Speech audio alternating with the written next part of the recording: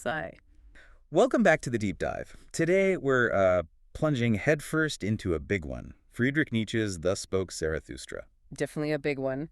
A book for all and none, as he subtitled it. He even called it his magnum opus. Yeah, and you can feel why. He said it was like an explosion of forces built up over decades. It's quite something to read. It really is. The style is just unique. Very musical, almost operatic, and packed with metaphors and parables. You can hear echoes of Luther, the Bible. So our mission today is to try and, well, unpack some of that figurative language, get to the core ideas, Yeah. concepts like the Übermensch, the will to power, eternal recurrence, all stemming from that famous idea, the death of God. Okay. Okay, let's start with Zarathustra himself. Why did Nietzsche pick this figure, the historical Zoroaster? Well, the original Zoroaster was arguably the first to really frame the world in terms of morality, good versus evil. Ah, okay, so Nietzsche's Zarathustra is doing the opposite. Exactly. He's the first immoralist. His goal, after his 10 years alone, is to overcome that very morality through radical truthfulness. And he comes down from his mountain. Right, ready to share his big insights. And who does he meet?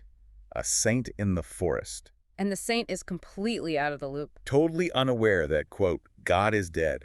It immediately highlights the core issue Nietzsche's tackling. It's not about God literally dying, then. No, it's about the collapse of that foundation for objective truth, for universal morality. Suddenly, humanity's kind of adrift.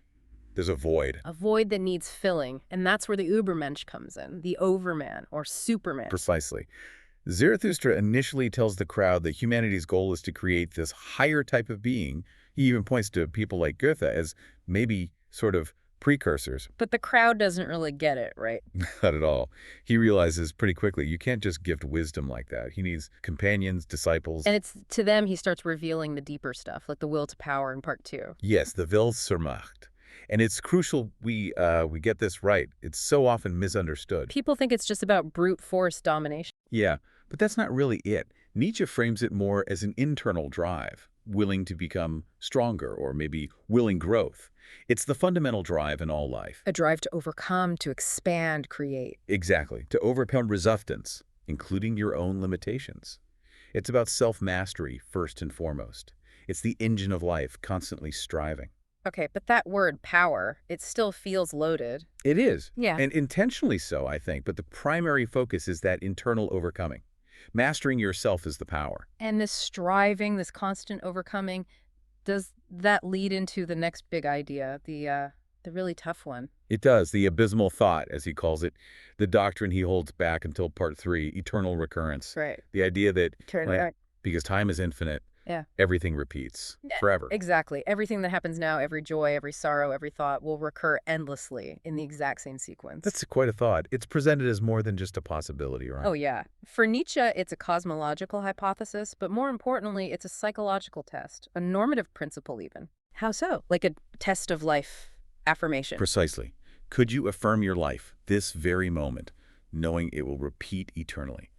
Could you embrace it all, the good and the bad, with joy? It's the ultimate test of the will to power. Wow. And he illustrates this. There's that really intense vision, isn't there? The shepherd. The shepherd choking on a black serpent that's crawled into his throat. It's horrific. And Zarathustra tells him. He yells at him to bite. Bite off the serpent's head. And when the shepherd does it, He's transformed, laughing, radiant. He's overcome the choking weight of fate, you could say, by affirming it, by biting back. That's the transformation eternal recurrence demands. it's powerful stuff, but you can see why maybe not everyone got it right away. The style is difficult. Absolutely. It's ambiguous, paradoxical.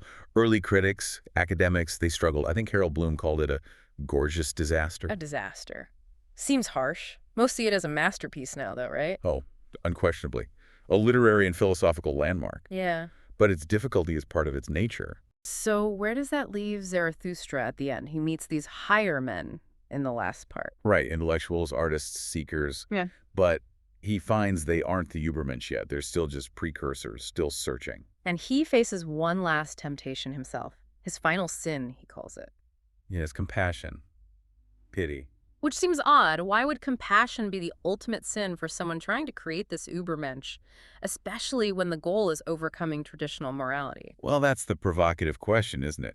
If the Ubermensch must create new values beyond good and evil and affirm life absolutely, Mhm. maybe pity, maybe looking back with regret or wanting to alleviate suffering in the old ways, maybe that holds you back. It suggests the journey requires a kind of radical, perhaps uncomfortable individualism, something for you to think about. Why might pity be the final hurdle on the path to the Overman?